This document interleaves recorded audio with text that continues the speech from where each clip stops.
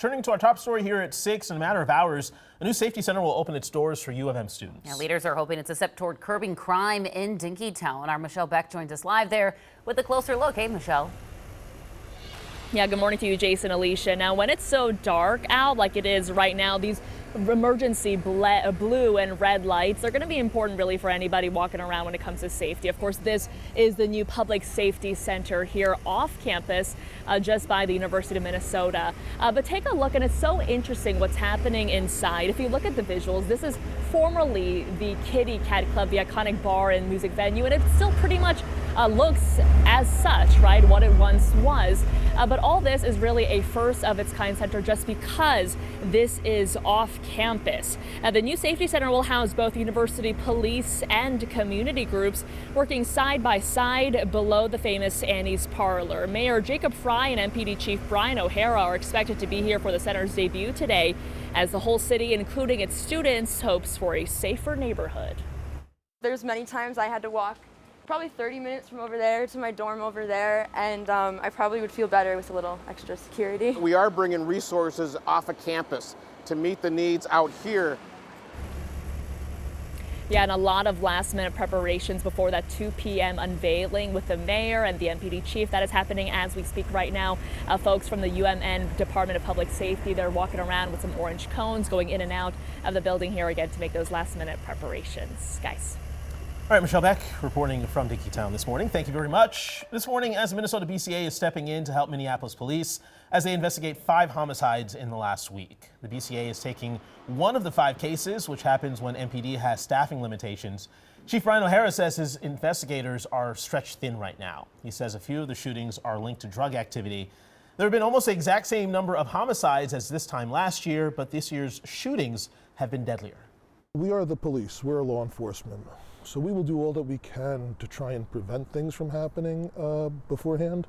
But yes, we do need to do things differently, responding to it after the fact, because we simply don't have the manpower that this city had before we had this level of violence, let alone now.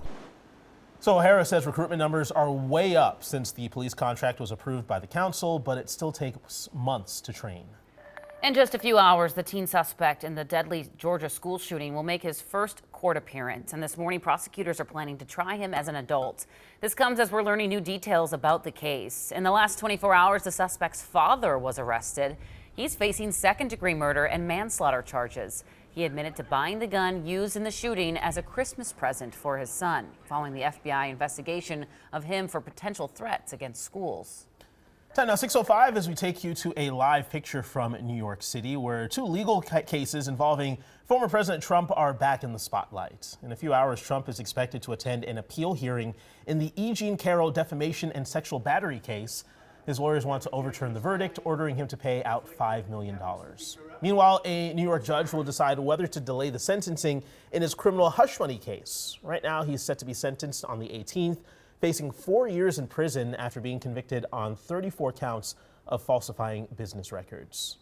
President Joe Biden's son Hunter will be sentenced in December after he pleaded guilty to federal tax charges. That surprise move coming in just the last 24 hours before jury selection in the case was set to begin. Right now, it's not clear how much jail time he could face, but the charges carry penalties up to 17 years in prison. Even if you've subscribed to several different streaming services, it's becoming harder to figure out where and how you can watch your favorite teams. Yeah, so Audrey Russo is here to break down how much it's going to cost you. Hey, Audrey. Hey, Jason, Alicia. Yeah, so there's going to be 16 games over the next 72 hours. 272 NFL games on the docket in total for this season. So you're probably wondering, how much money is it going to cost me to watch every single one of these games? Well, if I could break it down for you like this, if you want to watch the games that are on CBS and Fox, you're going to need Paramount Plus and the Fox Sports app. This is especially if you're a cord cutter. For 5 months of subscription, it's going to run you about $140. Now, there's going to be some games on ABC too. So if you want to watch those, you're going to need an ESPN Plus subscription. That is going to cost you another $55.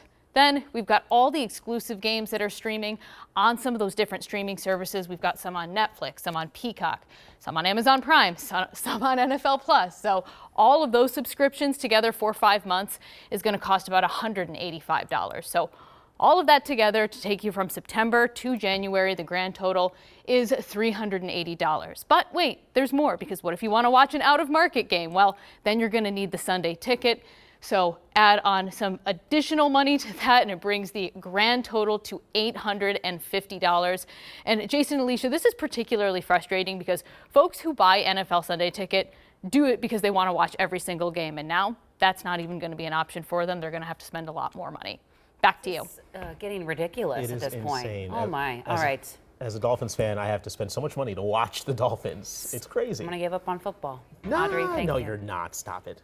All right, hey, let's give you a live picture from Paris, the Arc de Triomphe, in the final weekend of the Paralympic Games. And you can stop hearing me try my French. Team USA, big matchups here on deck. In a few hours, the women's wheelchair basketball team going to be in the semifinals against China. 3 Minnesotans are on the team. There's going to be a big watch party, though, at Bunny's Bar and Grill in St. Louis Park at 9 o'clock this morning. Will be really fun. We'll make your guesses now. In just a few days, the PWHL will reveal its permanent team names and logos. So PWHL Minnesota posted this on X. A cold front is rolling in with Monday's dates. So the league's 5 other teams will also tweeted hints to their new names with the same date. So what do you think? The Minnesota Chill. The Minnesota Chill? I like that. The Minnesota know. Stormfront. The Minnesota Snow Panthers. Minnesota Halloween Blizzard. The Minnesota 1991 Halloween Blizzard. Yes, we got it.